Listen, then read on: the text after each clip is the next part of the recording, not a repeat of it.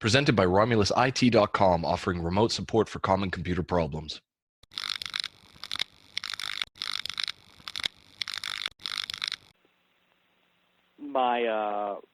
My political philosophy these days is, unfortunately, in some degrees, mostly driven by my antipathy towards Donald Trump. Okay.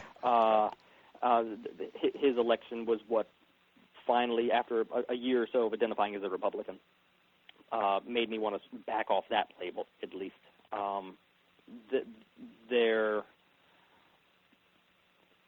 is still a sort of a desire in me that I'd like to see the Republican Party sort of reformed in a direction that I'd be more comfortable with, because there's a lot of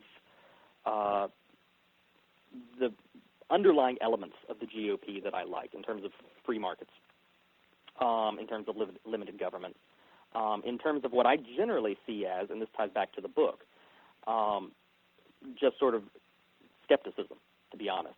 My sort of default mode towards any sort of government action is skepticism of whether or not this is going to be efficacious, whether or not there are going to be any sort of unanticipated side effects.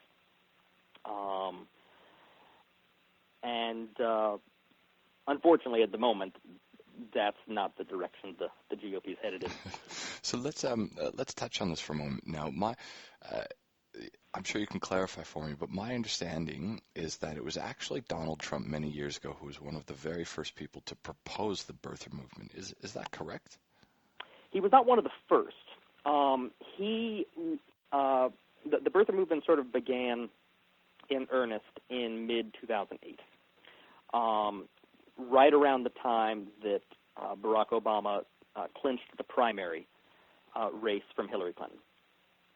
Donald Trump, and then starting in 2008, it sort of floated around on the web.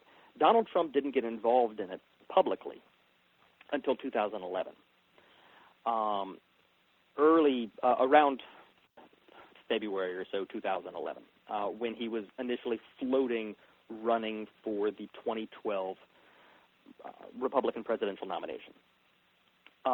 What's notable and incredibly important about Donald Trump's involvement is that whereas for those first 3 years, the birther movement had sort of floated around online, mostly confined to just internet cranks and a couple of fringe, news websites.